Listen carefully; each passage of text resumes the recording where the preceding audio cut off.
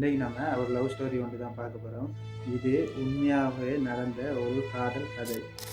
ஒரு ஸ்கூலில் ஒரு பையனும் பொண்ணும் 10ஆம் கிளாஸு படிச்சுட்டு இருக்கிறாங்க. இவங்களோட வயசும் வந்துட்டு ஒரே வயசு, இவங்களோட ஏரியாவும் ஒரே ஏரியா. இவங்களோட ஃபேமிலியும் வந்துட்டு ரொம்ப நெருக்கமான ஒரு ஃபேமிலி. இதனால இந்த பையன் பொண்ணு என்ன செய்கிறாங்கன்னா லவ் பண்ண ஆரம்பிக்கிறாங்க. எந்த அளவுக்கு இவங்க லவ் பண்ணுறாங்கன்னு சொன்னால், இவங்களோட ஸ்கூல் லைஃப் முடிஞ்சு, இவங்களோட காலேஜ் லைஃப் முடிஞ்சு, இவங்களோட 22 வயசு வரைக்கும் இவங்க லவ் பண்ணுறாங்க. லவ் பண்ணிட்டு வராங்க. 22 வயசுக்கு பிறகு அந்த பெண்ணுக்கு பேங்கில் வேலை கிடைக்க ஆரம்பிக்குது. அந்த பெண்ணும் பேங்குக்கு வேலைக்கு போக ஆரம்பிக்கிறார்.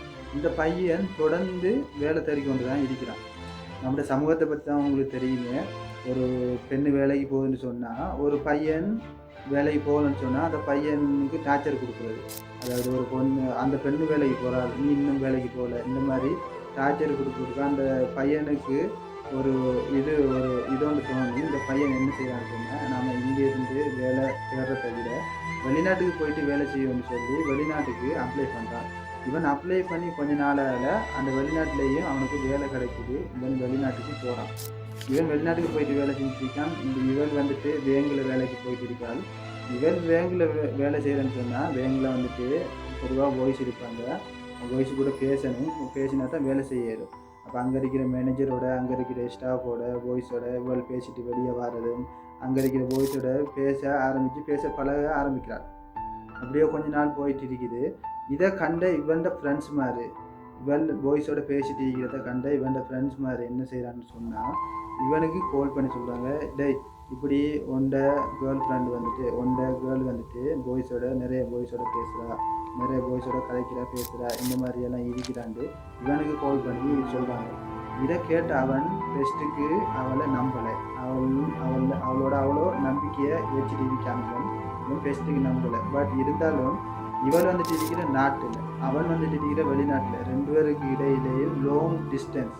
அதனால் இவனுக்கு வந்துட்டு அந்த மனசில் அந்த உறுத்தல் வந்துட்டு அப்படியே இருந்துகிட்டே வருது. ஒரு கட்டத்தில் ஏழாமல் போகிற கட்டத்தில் இவளுக்கு அவன் டிரெக்டாக கால் பண்ணி கேட்குறான், நீ இந்த மாதிரி பேசுறியா, இந்த மாதிரி பாய்ஸோட பேசுகிற கழிக்கிறியான்னு கேட்க அவள் சொல்கிறாள், நான் பேசினா தான் வேலை செய்ய இயலும். இன்னும் நான் வேலை செய்கிற பேங்கில் வந்துட்டு மேனேஜரு போலீஸு, ஸ்டாஃப் போலீஸு அவங்களோட நான் பேசினா மட்டும்தான் நான் வேலை செய்ய இயலுண்டு அவள் உண்மையை சொல்கிறாள்.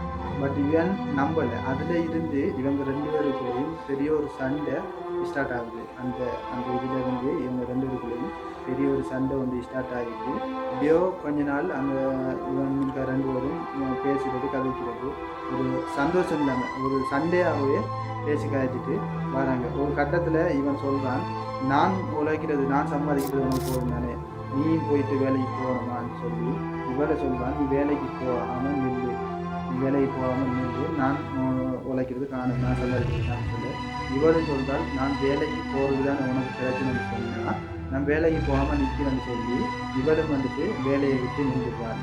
அந்த வேலையை விட்டு நின்ற ஒரு பெண்ணோட கனவு ஒரு நல்ல ஒரு இடத்துல இருக்கணும், நல்ல ஒரு படித்து நல்ல ஒரு வேலை கனவு. இவனுக்கு என்ன செய்வான்னு சொன்னால், அந்த வேலையும் இவன் நிப்பாட்டிட்டு இவன் வீட்டில் இருக்கிறார்.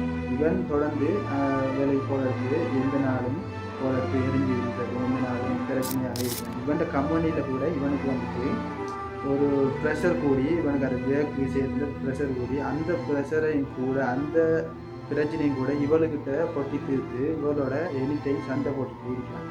இப்படி கொஞ்ச நாள் போயிட்டு இருக்கக்குள்ள இவன் காலையில் எழும்பி வேலைக்கு போகிறதுக்கு ரெடியாகிறான். ஒரு 2-3 வருஷம் போயிட்டு இருக்குது. இவன் காலையில் எழும்பி ரெடியாகிறான் வேலைக்கு போகிறதுக்கு.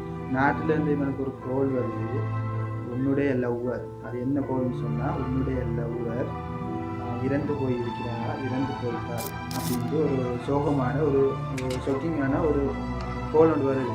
அதை கேட்டு இவன் அதிர்ச்சி அடைஞ்சு இவனுக்கு வந்துட்டு என்ன செய்யணும்னு சொல்லி தெரியாமல் இவன் உடனே என்ன செய்யறான்னு சொன்னால், நாட்டுக்கு திரும்பி போகிறான். நாட்டுக்கு போயிட்டு அங்கே போயிட்டு பார்க்கும்போது உண்மையிலே இவனுடைய லவ்வர் வந்துட்டு இறந்து போய் தான் இருக்கிறான். உண்மையிலே இவன் வந்துட்டு எதனால் இவன் இறந்தால் என்னென்று இவன் யோசிச்சுட்டு நினைக்கிறது. அந்த அம்மா வந்துட்டு ஒரு லெட்டரை கொண்டு வந்து இவனை கையில் கொடுக்குறான். ஒரு லெட்டரை கொண்டு வந்து கையில் கொடுக்குறா. இது வந்துட்டு என் மகள் உனக்கு கொடுக்க சொல்லிட்டாங்க லெட்டரு. இதை என்னென்னு வாங்கிச்சு பார்த்துருக்கேன். அதில் அந்த கேர்ள் வந்துட்டு எழுதியிருக்கிறாள், நான் வந்துட்டு உன்னோட ரொம்ப அன்பு வச்சுருக்கேன், நான் உன்னை ரொம்ப லவ் பண்ணினேன், அதே மாதிரி தான் நீயும் என்ன ரொம்ப லவ் பண்ணின, என்னோட ரொம்ப அன்பாக இருக்காய், ரொம்ப பாசத்தோடு இருக்காய். எனக்கு வந்துட்டு ஒரு வருஷமாக ஸ்டொமக் கேன்சர், அதாவது வயிற்று புற்றுநோய் எனக்கு இருந்துச்சு. அதை நான் சொல்ல உனக்கிட்ட மறைச்சிட்டேன். அது சொல்ல மறைச்சிட்டேன். சொல்ல எத்தனையோ தடவை முயற்சி பண்ணியிருக்கேன் உனக்கிட்ட. ஆனால் நீ என்ன ஒரு வார்த்தை கூட பேச விடலை. எந்த நேரம் கால் பண்ணினாலும் என்னோட எரிஞ்சு தான் விழுவாய். அதனால் எனக்கு சொல்ல வாய்ப்பு நீ தரலை. பட் நானும் உன்கிட்ட சொல்ல விரும்பலை. நான் அதை சொல்லியிருந்தேன்னு சொன்னால் உனக்கு கம்பெனியில் ப்ரெஷரும் கூட்டி என்னுடைய கவலையும் கூடி நீ ரொம்ப கவலைப்பட்டுப்போய். இதனால தான் நான் சொல்லாமல் மறைச்சிட்டேன்ட்டு அந்த லெட்டரில் அவன் எழுதி வச்சிருக்காள். அப்போ இவன் அதை பார்த்துட்டு, அந்த லெட்டரை பார்த்துட்டு இவன் ரொம்ப மனசு உடைஞ்சு போய் அழுது இவனும் போயிட்டு தற்கொலை பண்ணி கொள்வான். ஒரு ரிலேஷன்ஷிப்பில் சண்டைகள் இருக்கத்தான் செய்யும். பட் அது ஒரு அளவுக்கு மீறினா ஆணாக இருந்தாலும் சரி பெண்ணாக இருந்தாலும் சரி பல விஷயங்களை மறைக்கத்தான் செய்யணும். பெஸ்ட்டுக்கு நாம் லவ் பண்ணுறவங்களை நம்ம பெஸ்ட்டுக்கு நம்பணும். அப்படி நம்ம நம்பினால்தான் மற்றவங்க சில உறவுகளை நம்ம இழக்காமல் இருக்கலாம். நம்ம எப்போ அடுத்தவங்களோட கதையை நம்ம எப்போ கேட்குறோமோ, நம்ம லவ் பண்ணுறவங்களை எப்போ நம்ம நம்பாமல் அடுத்தவங்களோட கதையை கேட்குறோமோ, சில உறவுகளையும் அந்த மாதிரி தான் இழக்க நேரிடும்.